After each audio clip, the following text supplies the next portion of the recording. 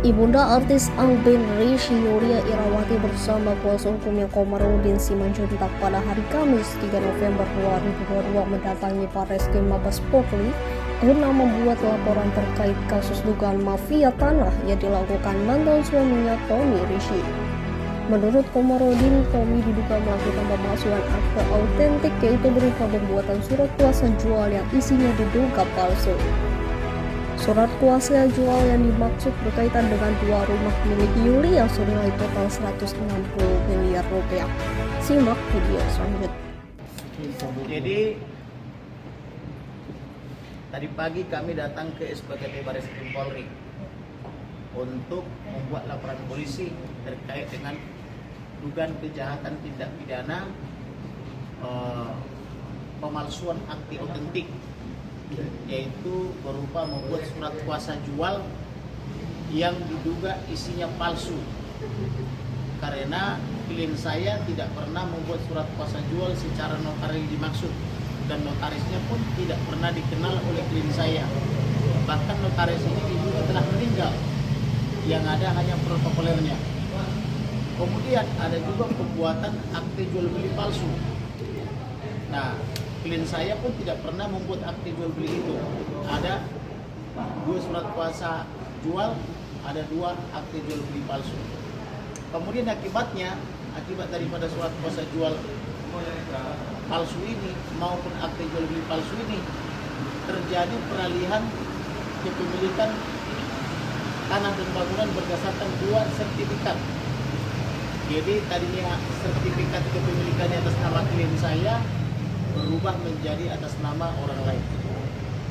Nah, ajaibnya pelaku ini menjual kepada karyawannya. Karyawannya ini saya investigasi atau selidiki, gajinya 6 juta per bulan. Dengan gaji 6 juta per bulan bisa membeli aset 2 unit seharga kurang lebih 160 miliar. Satu seharga 60 miliar, satu unit lagi 100 miliar. Ajaib toh, karyawan dengan gaji 6 juta per bulan bisa membeli 2 unit tanah bangunan di Panglima Polim sama di Sriwijaya seharga 160 miliar.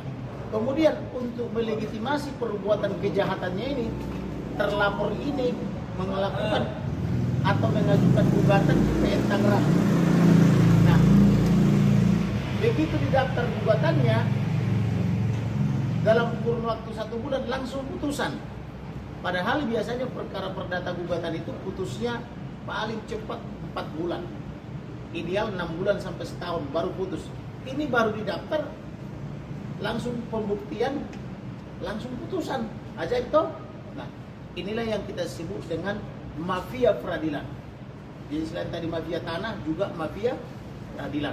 Nah, bagaimana caranya menggugat seseorang dengan alamat palsu, kemudian memasukkan keterangan palsu ke dalam akte autentik berdasarkan surat gugatan yang isinya palsu, kemudian daftar-daftar bukti yang palsu, yaitu akte autentik palsu berupa surat kuasa jual dan akte jual beli palsu. Jadi dia intinya melegitimasi perbuatan jahatnya itu dan diterima hakim pula. Jadi hakimnya pada Pengadilan Negeri Tangerang menyatakan perbuatan dia itu sah secara hukum. Tetapi tergugat ini digugat dengan menggunakan alamat lain, sehingga gugatannya itu tidak sampai kepada tergugat dan tergugat tidak tahu dia sedang digugat. Namanya perstek. Nah, teman saya selaku saksi melakukan googling di Google, maka ketahuan berdasarkan direktori putusan Mahkamah Agung bahwa dia ternyata pernah digugat tahun lalu 2021 di bulan Desember, dan hasilnya gugatan penggugat ini dikabulkan, dan tahun ini datang kepada dia surat ammaning. Surat ammaning itu menyatakan untuk melaksanakan isi putusan yang berdasarkan kepalsuan ini, dan harus dilaksanakan dalam 8 hari, artinya paling lambat dalam minggu ini. Oleh karena itu, setelah saya lakukan investigasi berdasarkan intelijen saya, dapatlah semua buktinya tadi. Ada satu bendel kurang lebih 20 berkas bukti-bukti pemalsuannya. Maka saya laporkanlah ke SPKT Barreskrim Polri. karena buktinya sangat banyak, artinya perkara ini sudah matang, tinggal tangkap aja. Jadi agak lama, dari jam kurang lebih jam 10 jam 11 pagi, dan selesai kurang lebih sudah di pukul 16.17 sekarang. Nah, inilah bukti laporannya. Nah, si pelaku pemalsuan ini juga saya investigasi bahwa dia juga ada melakukan pemalsuan lain dan melibatkan pemalsuan untuk 15 perusahaan, tetapi itu dalam perkara berbeda, dan korban-korbannya juga sudah mengadu kepada saya. Nah, jadi oleh karena itu mari kita perbaiki negara kita ini supaya tidak ada lagi pemalsuan-pemalsuan. Dan saya dengar si pemalsu ini orang-orang di belakangnya orang-orang kuat, selebel bintang 4. Kemudian juga bermain di lingkaran kementerian-kementerian. Jadi ini mafia atau mafia peradilan, mafia tanah dan sebagainya yang dilindungi oleh oknum-oknum, dan bisa sebutnya oknum-oknum pemerintah. Makanya dia bebas memalsu. Bahkan saya dengar juga orang ini berdasarkan keterangan saksi, mau dia ini dulu mengirimkan kontainer-kontainer kosong ke luar negeri untuk mendapatkan keringanan-keringanan pajak di bidang ekspor gitu loh. Dan bermain juga di lingkungan pertahanan negara. Jadi oleh karena itu hari ini resmi kita laporkan, ini bukti laporannya, supaya segera ditangkap dan ditahan. Kasihan negara kita ini kalau penjahat-penjahat berkeliaran di mana-mana, ya. Kan tadi katanya bukti-buktinya sudah banyak. Kalau Ya. dari klien update, tante mungkin ada berapa banyak objeknya dan terlibat? Ada 2 objek yang sementara kita laporkan, tetapi masih banyak lagi objek lainnya, dan masih banyak lagi korban lainnya. Nah, tapi yang kita laporkan sekarang 2 objek dulu, yaitu yang digugat di Tangerang. Objek ini berupa tanah dan bangunan, satu di Panglima Polim 3, nomor 8, satu lagi dari Sriwijaya. Nah, total kerugiannya kurang lebih 160 miliar. Yang dilaporkan termasuk Yang dilaporkan TR. ya, bukan lagi seperti itu ya. Majelis hakim nanti biarlah yang menilai itu adalah komisi judisial. Apakah layak misalnya gugatan baru didaftar dengan menggunakan alamat yang sengaja ke alamat yang tidak benar atau alamat salah, tahu-tahu dalam 1 bulan langsung ada putusan. Ini kan ajaib. Biasanya kalau tergugat tidak diketahui alamatnya, biasanya akan ada panggilan iklan atau panggilan dinding di kantor wali kota terdekat atau di tempat tergugat itu. Nah, sedangkan ini dia menggugat dengan cara sengaja dengan alamat yang tidak benar, dan dalam waktu 1 bulan langsung ada putusan. Sedangkan yang saya pahami, begitu biasanya dipanggil itu tergugat, kalau tidak diketahui alamatnya diiklankan dulu. Setelah dipanggil tidak sah, karena tidak sah itu artinya tergugat tidak diketahui alamatnya atau tidak menerima rilaas, maka biasanya diiklankan dulu. Setelah diiklankan 2-3 kali, ideal 3 kali, maka masuklah kepada materi pokok perkara. Dan kalau orangnya biasanya datang, itu ada masa mediasi dengan menggunakan mediator. Bisa jadi hakim mediatornya, bisa juga mediator dari luar. Itu mediasi itu aja tenggang waktunya bisa sampai 40 hari. Itu baru tahap mediasi. Belum nanti masuk kepada, kalau mediasinya gagal, masuk kepada materi pokok perkara, gugatan, jawaban, replik, duplik, pembuktian penggugat, pembuktian tergugat, kemudian saksi tergugat, saksi tergugat atau penggugat, kemudian ahli penggugat, ahli tergugat, kemudian kesimpulan, kemudian putusan. Itu bisa memakan waktu 4-6 bulan. Malah seringkali kita melampaui 6 bulan, ada sampai setahun juga belum tentu putus. Nah ini baru didaftar dalam 1 bulan, hitungannya kurang 30 hari langsung putusan. Ini apa namanya? Makanya saya sebut mafia peradilan. Ya. Bang, berarti laporannya apa aja bang? Terus apa terkena pasal apa aja bang? Laporannya pertama membuat dan atau menggunakan surat palsu, yaitu memenuhi unsur pasal 263 KUH pidana, ancaman di atas 5 tahun. Yang kedua, membuat akte otentik palsu, yaitu surat kuasa jual notaril sebanyak 2 berkas dan AJB, akte jual beli secara notaril. Nah, tetapi notarisnya telah mati, yang ada tinggal protokolernya.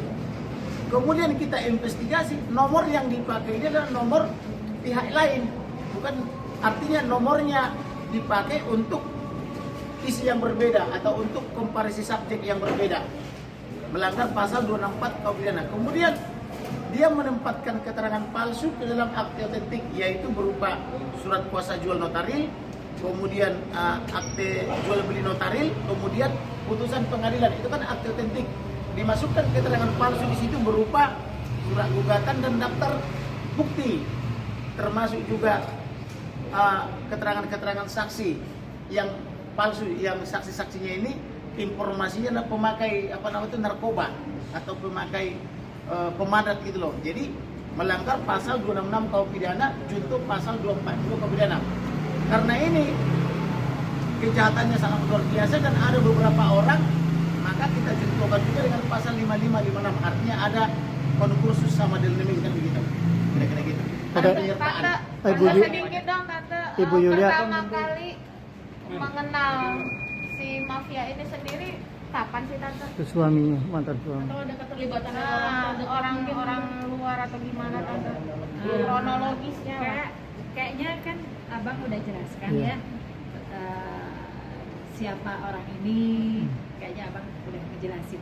Oke, Tante gimana akhirnya melaporkan mantan suami? Artinya kan ayahnya Angbin juga nih. Seperti apa mungkin sudah melaporkan mantan suami? Kenapa?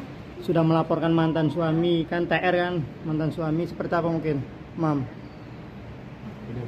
Sudah melaporkan, resmi ini melaporkan mantan suami. Ini kan bapaknya Angbin juga kan. Iya. Gimana Mam, perasaannya udah lega tuh seperti apa? Kalau saya kan ya sebagai Saksi. saksi dan saya orang awam yang mencari keadilan. Keadilan ya mau yang sebenar-benarnya aja gitu loh. Apa sih ini kejadian ini kok bisa begini? Kalau saya kan orang awam, saya nggak paham gitu. Makanya saya konsultasi sama abang. Bang, ini kok terjadi sama saya gitu loh. Saya mencari keadilan ya. Saya pikir momennya pas lah saat ini saya ketemu abang. Udah cukup lama juga saya mencari keadilan ini. Nah, saat ini mungkin saya bisa terima kasih juga dibantu sama Bang Komarudin. Jadi ya buat saya sih sudah lega ya. Oh ternyata begini gitu loh. Saya dijelaskan sama abang. Langkah-langkah yang seharus saya jalani itu apa. Tante, tapi kan kali ini udah kedua kalinya mungkin ya khusus penipu mafia tadi ini. Terus kalau yang sekarang kasusnya masih terus berlanjut, ada rasa kecewa atau cemas nggak sih? Kok kasusnya nggak berlanjut, masih stuck aja gitu? Oh iya, saya ada rasa kecewa. Cuman kan buat saya mungkin kalau saya ya mungkin Tuhan menyuruh saya sabar untuk ketemu yang benar, yang tepat ya, Bang Komarudin. Mungkin ya hikmahnya adalah saya sabar untuk menunggu ini dibuka seterang-terangnya melalui abang. Tapi kejadian yang ini udah berapa tahun kan Pak? Atau tahun berapa? Ya Tahun sudah berapa? lumayan lama.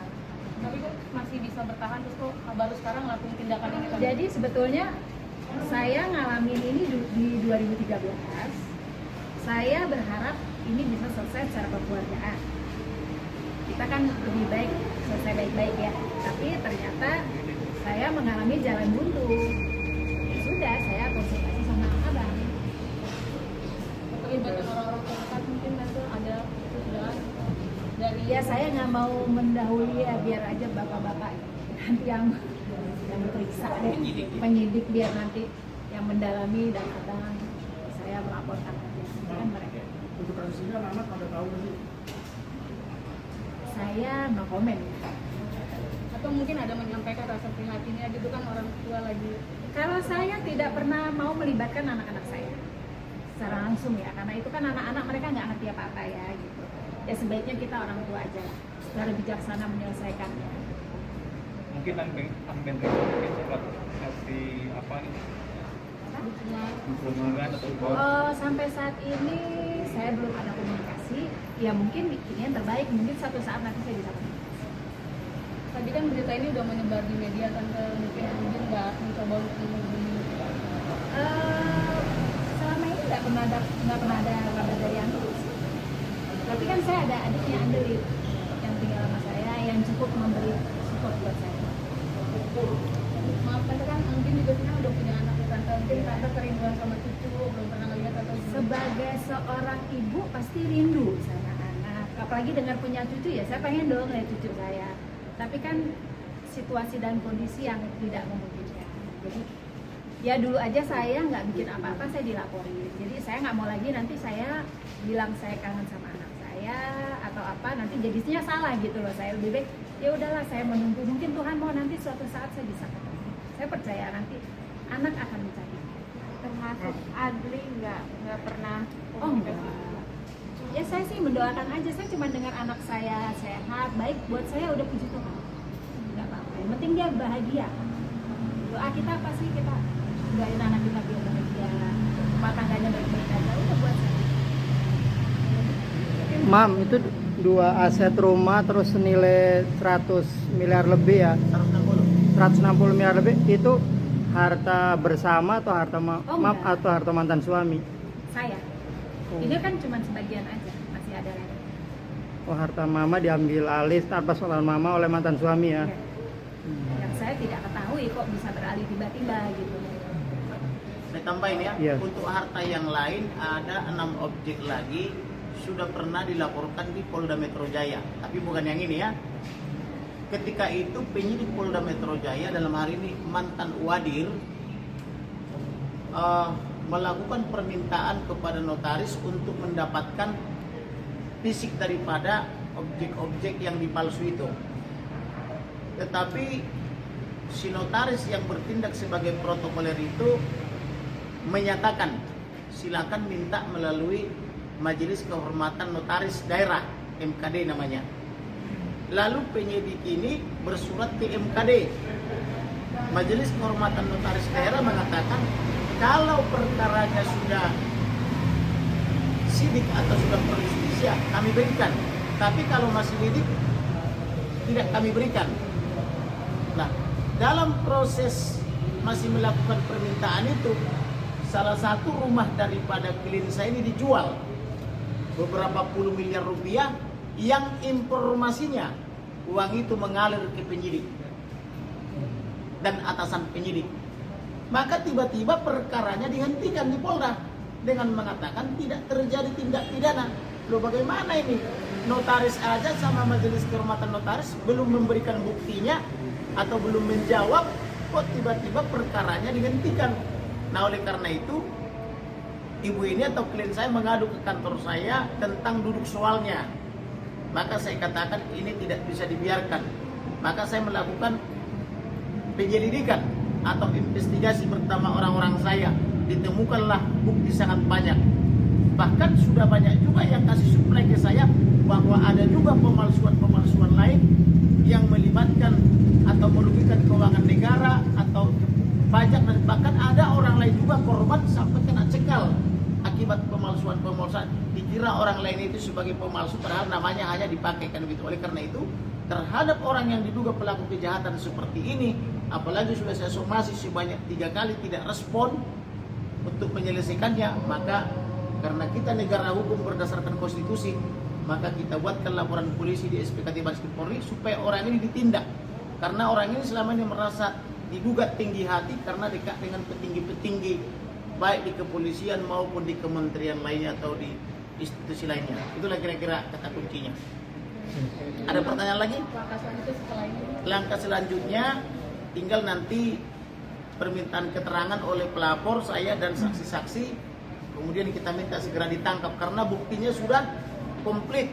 Saksi sudah ada lebih dari 2, buktinya semua sudah saya dapatkan dan sudah saya nasigelin ke kantor pos dan serahkan kepada penyidik. Jadi sebetulnya penyidik tutup mata aja sudah jadi barang itu kan gitu, ya. Tinggal bungkus aja masukin ke rutan Baris Krim Polri. Berarti akan lapor ke KAI juga, kan? Untuk hakimnya kalau kita temukan misalnya dia ada dugaan kesalahan misalnya tentang bagaimana gugatan baru didaftar langsung ada putusan dalam 1 bulan, ya kita lapor ke KAI.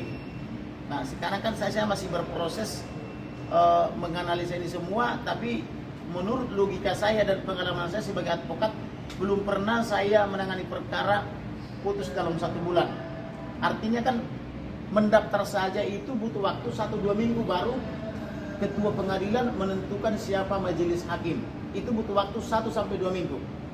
Nah, kemudian setelah majelis hakim terpilih, itu butuh waktu lagi melakukan penetapan sidang.